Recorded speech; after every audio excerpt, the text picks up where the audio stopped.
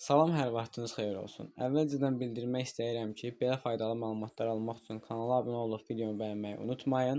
Bugünkü videomuzda nümayiş elətdirdiyimiz əlimizdə olan detallardan necə özümüzə bir PC hazırlaya bilərik. Əlimizdə olan detallardan Lenovo platası, hard diskimiz, qida bloklarımız var və biz bunlardan özümüzə necə ofis proqramlarını işlətmək üçün bir PC hazırlaya bilərik mövzusudur. Hal-hazırda əlimizdə olan Intel Core A5 prosesorumuz var. Bu bizim platamıza uyğundur. DDR3-dür platamız və socketlər fərqli-fərqli olduğu üçün, yəni uyğun bir prosesor seçməyinizi tövsiyə edərəm. Başlayaq prosesimizə.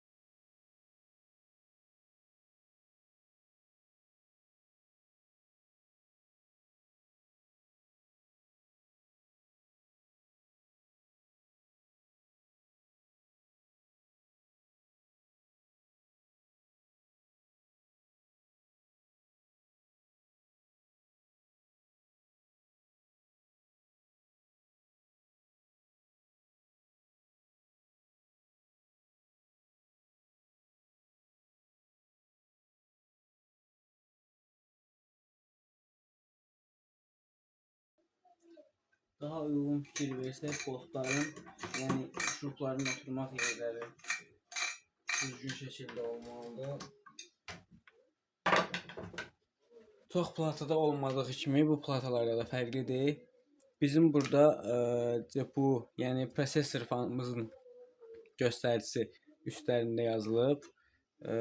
Deməli, digər fan havanı çölə atmaq üçün olan fanın, yəni necə deyim, artıq tozu çölə atmaq üçün olan fanın girişi isə burada yazılıb. Bizə lazım olan əsas rənglər uyğun gələrsə, deməli düz yerləşdirirsiniz.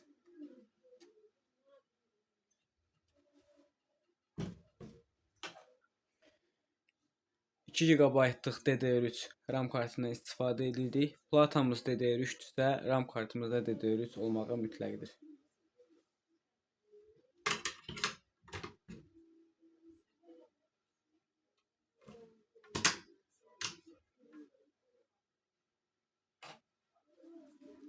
Hər aldığımız platanın üstündə verilən yuva yeri deyilir buna. Çünki hər prosesorda, hər ana platada yuva yerləri fərqli olduğuna görə yuva yerləri plat aldığımızda üstündə verilir.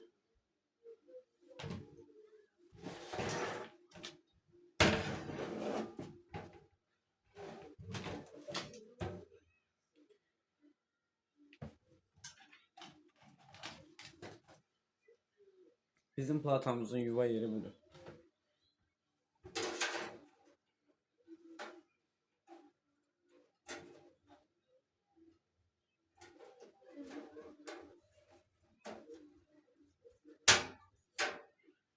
Yuva yerimizi yerləşdirdikdən sonra platamızı qoyuruq.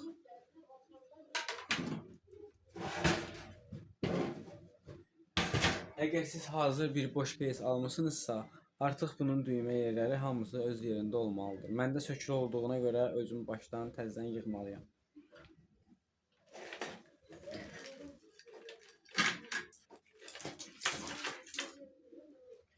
Gördüyünüz kimi bu bizim başlanğıc power düyməmizdir.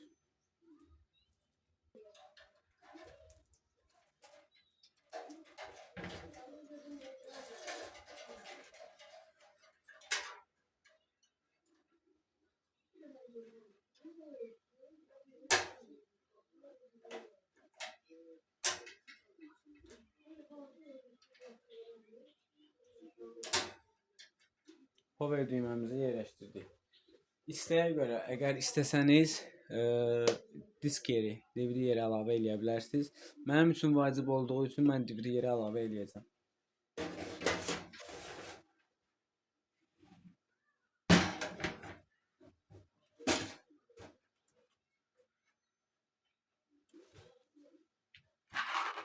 Bunların müəyyən şurupları var. Məndə hamısı adın ayrıldığı üçün istifadə edəcəm.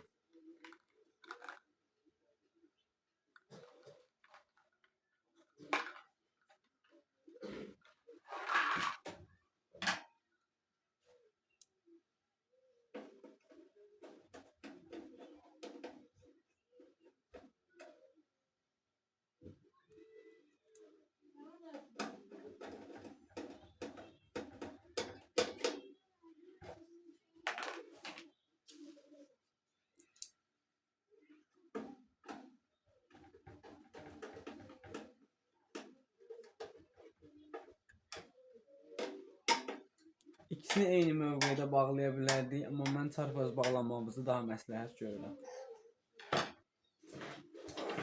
Bu bizim böyük mikrokart yerimizdir. Çox düzgün sinəsilərdə istifadə olunmadığı üçün, bizə lazım olduğu üçün biz istifadə edəcəyik.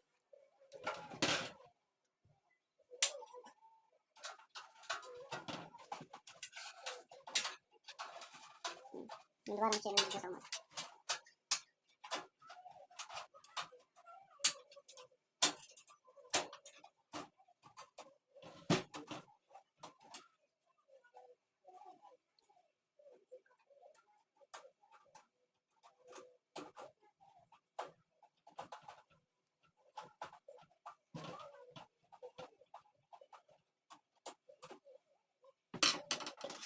Əlavə AUX və USB yerlərimiz.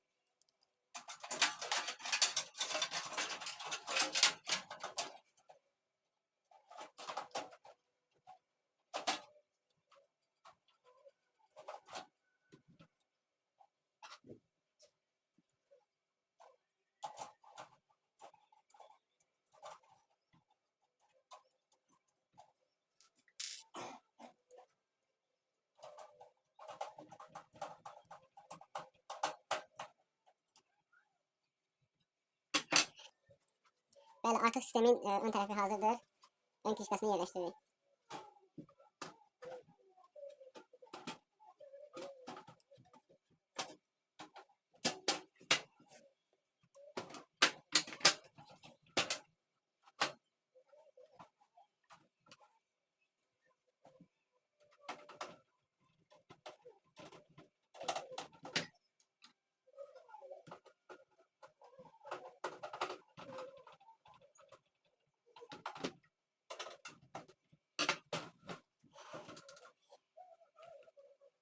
Gördüğümüz kimi prizimizin ön hissəsini bağladıq.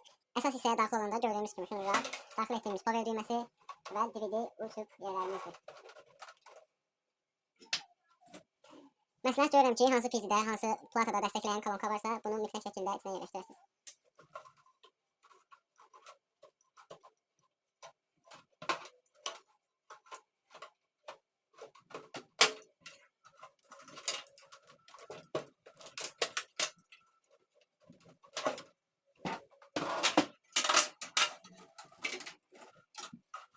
Ve platamızı prosesorumuzun içine yerleştirelim.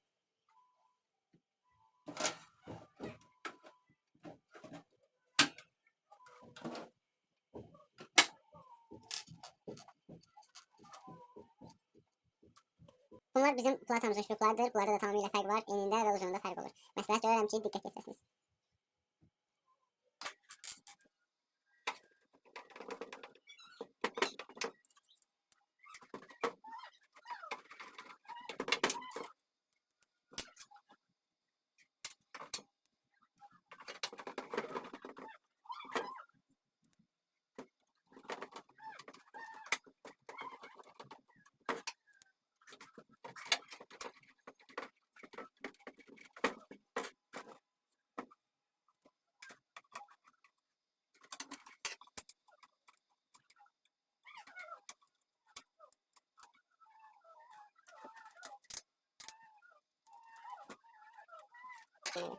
Bir çox кейslərimizdə şurupların yeri fərqli olduğuna görə biz platada tətənini çəkirik. Onun üçün bu istifadə etdiyimiz alət bizə əl vermədiyinə görə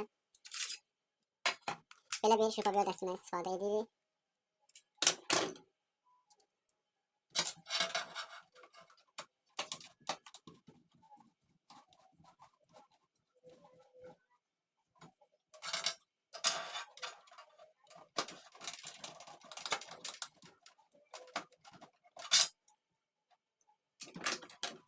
Bəli, platamızı yerləşdirdik, keçirik qida blokuna.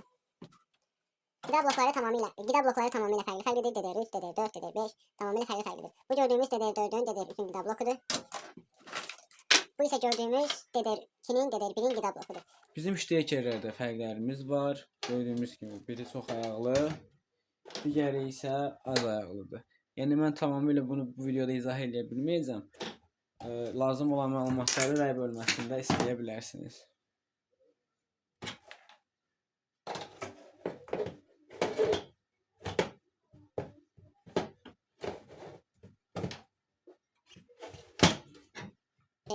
Qida blokumuzu yerləşdirdik. Qida bloklarda qoşulma fərqli olduğunu üçün bunu sizə daha yaxından göstərmək istəyirəm.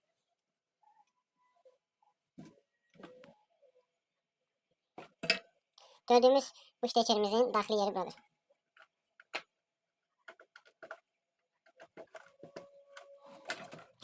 Biri DVD-mizi, hard diskimizi istifadə etmək üçün, digəri isə 12 voltumuzu plataya daxil etmək üçün istifadə olunur.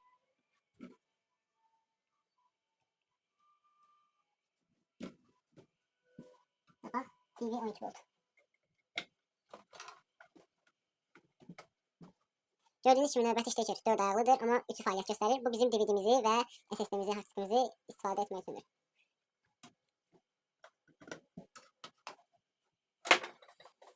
Gəldik əlavə soyuducu fana. Bu bizim əlavə soyuducumuz fanımızdır. Bunu da birləşdirək.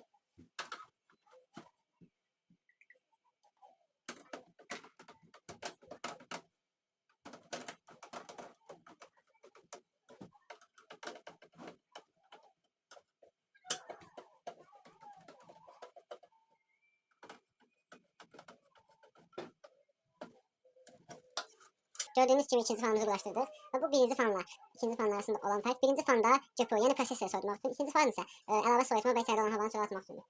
Bunların yerləri tamamilə fərqli olur.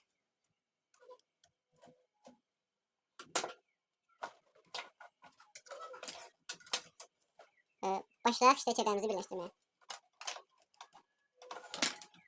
Daxil etdiyimiz ştekerlərin bir çoxu rənglə, bir çoxu isə ədədlə olur. Bizdə platada rənglə olduğuna görə indi mikrokartın girişini yerləşdiririk.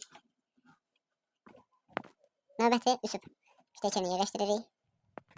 Növbəti ştekerimiz AUX'larımızındır. Və mənim üçün ən əsası daxili səs sistemi. Yəni bizim sistem blokumuzda daxili səs sistemi mövcuddur, kolonkamız mövcuddur. Bu isə onun ştekerdir. Gördüyünüz kimi ştekerlərimiz daxil elədik, keçirik hard disklərin quruluşuna.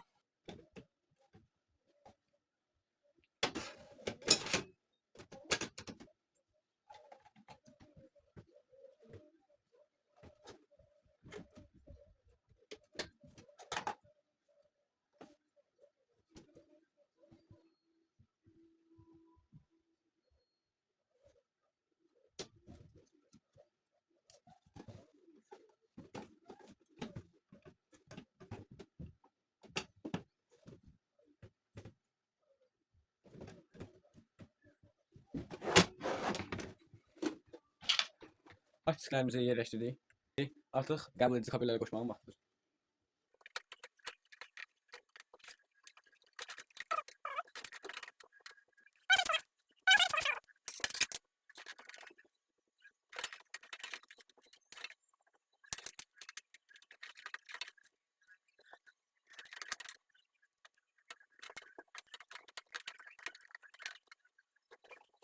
Video kartamızı quraşdırmağa.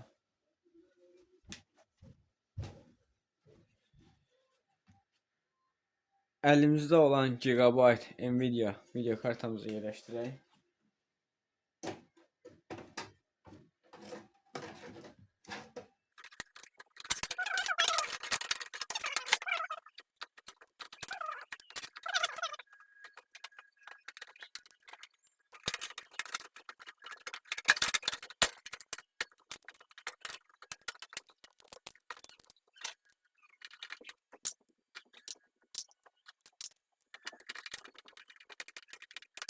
Gördüğünüz kimi video kartamızı yerləşdirdik. Demək olar ki, sistem blokumuz lazım olan qədər ağır, lazım olan qədər yetərlidir.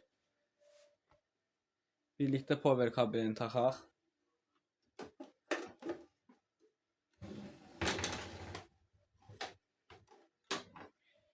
Bizim hard diskimizin power düyməmizin işıqları burada mövcuddur. Çalışdıraq.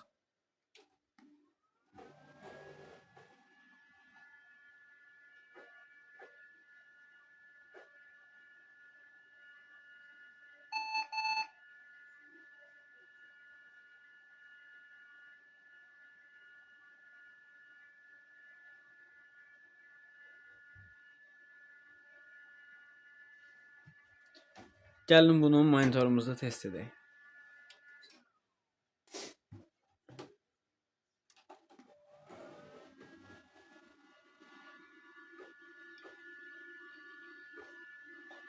Gördüğünüz kimi qida blokumuz çalışdı, video kartamız çalışdı. Gördüğünüz kimi Windows 11'imiz çalışmağa başladı. Düzdür, hard disk olduğu üçün gecikmələr, donmalar ola bilər. Bu bizi qane eləyir.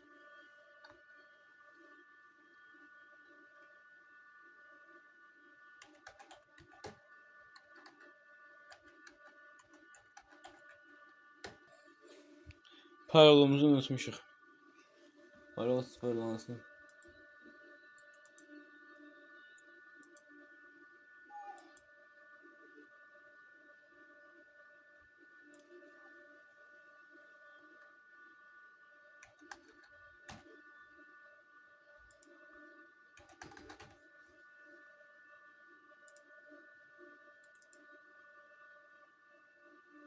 Parolamızı sıfırlayırıq. Gördüğünüz kimi Windows'umuz problemsiz çalışır. SSD ilə yox, hard disk ilə çalışdığına görə gecikmələr və donmalar ola bilər və siz SSD-dən istifadə etsəz daha operativ nəticə alacağınızdan əminəm.